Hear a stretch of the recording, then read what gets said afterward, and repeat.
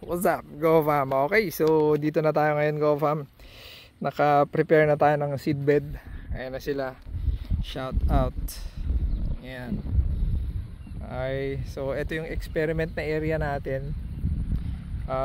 Bale, ang itatanim natin dito, GoFam, is yung bigay ng DA na last year pa. Napa-germinate naman natin yon. Hindi ko alam kung nakita nyo. Okay naman yung tubo, pakita ko mamaya.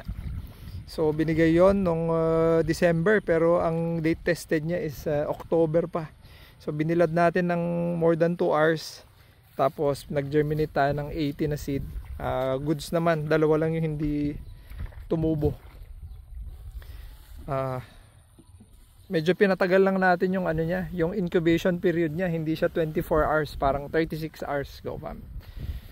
Okay, so ngayon talagay sila ng carbonized rice hull. Ayan. So ang kagandahan nito, GoFam, is ano, soil conditioner siya. Ayan, no? Soil conditioner. Tapos ayaw din to ng mga kohol. Although yung mga kohol ngayon parang na bad trip ata sila sa init ng araw ngayon kaya wala sila. Okay, so dito tatanim natin sa kalahati is yung IL-29, tapos doon sa kabilang banda is Jackpot 102. Ayan.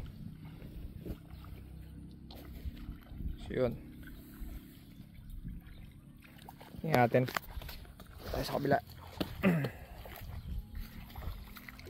So usually umaga kami nagpupunla, GoFam, kaya lang ngayon kasi sobrang init nung araw. So mas binabuti namin na hapon na lang magpunla para hindi ganun kainit. So ano yung carbonized rice hull. Okay, ganda, ayos ngayon. So prepare natin is siguro mga nasa more than 400 square meter to, GoFam. More than 400 square meter. Kasi nga mag-high population tayo.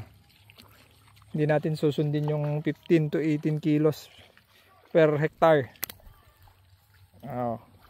Diba? Yung mga umaani ng mga 10 tons. Dito to yun, GoFam, na 15 kilos lang or 18 kilos yung ginagamit. Maraming bini yun. Ayan. So, lagay na.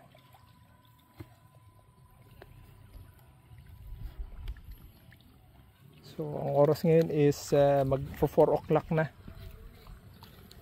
Ayan. So, usually nilalagay namin dito mga nasa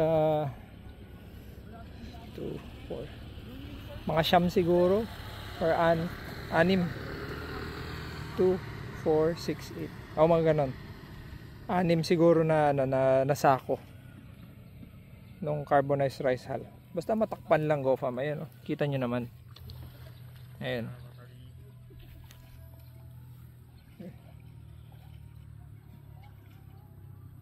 Diba? 20 pesos na daw yung bigas, GoFam. Patay tayo dyan. And so after 7 days, pag nagpatubig tayo dito, diretso patubig na to dito. So deep well yung gamit natin dito kasi walang irrigation to, GoFam. Pero hopefully mapakabitan natin to ng solar pump para libre yung pagpump natin ng tubig. So ayan, So yung iba sinasabi, alam nyo nang lugi kayo, tanim pa rin kayo ng tanim. Siguro yung iba merong option, pwede. Pero yung mga pangkaraniwan na farmer, GoFam, na walang option, walang no choice Kaya syempre magtatanim lang yan ulit. Lalo na yung mga nakautang at kailangan nila ng pambayad ng utang, syempre tatanim yan ulit. Okay, so hopefully target natin dito, GoFam, 8 tons. Okay na ako. Maka 8 tons man tayo this tong season na to. Pero kung mas mataas, edi mas okay. So yung protocol natin dito, share ko na lang pag nag-start na tayo magtanim. So ito, lalagyan natin dito after 7 days. Patubig tayo. 7 to 10 days siguro maglalagyan na tayo ng abono dito. Tapos 3 days before bunutin, papabutin natin to ng 21 days GoFam. Before bunutin, 3 days before bunutin, maglalagay ulit tayo ng kahit urea lang. Okay, so anyway, lahat ng gagawin natin dito i-vlog naman natin eh. Diba, alam niyo naman, content lang tayo.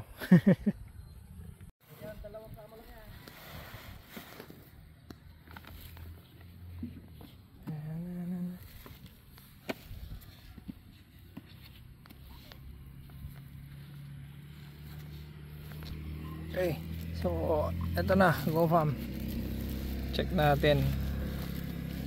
Yun, no? Maganda germination niya.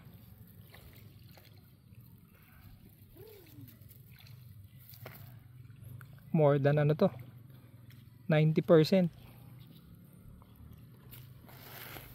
So sayang naman yung iba, nagpagiling na, pinagiling na yung binigay ng DA. Oh ma'am. Ito, okay to, jackpot. Baka sakaling maka-jackpot ngayon.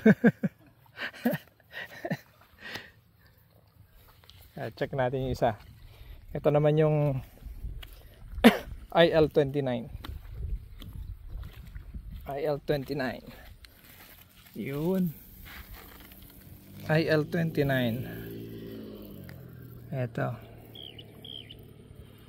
Halos pa lang siya.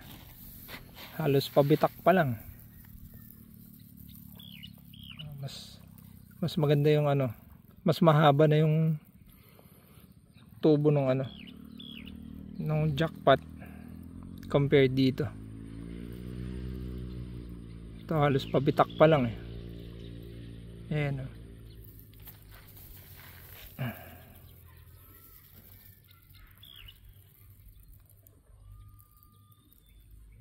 Ayan.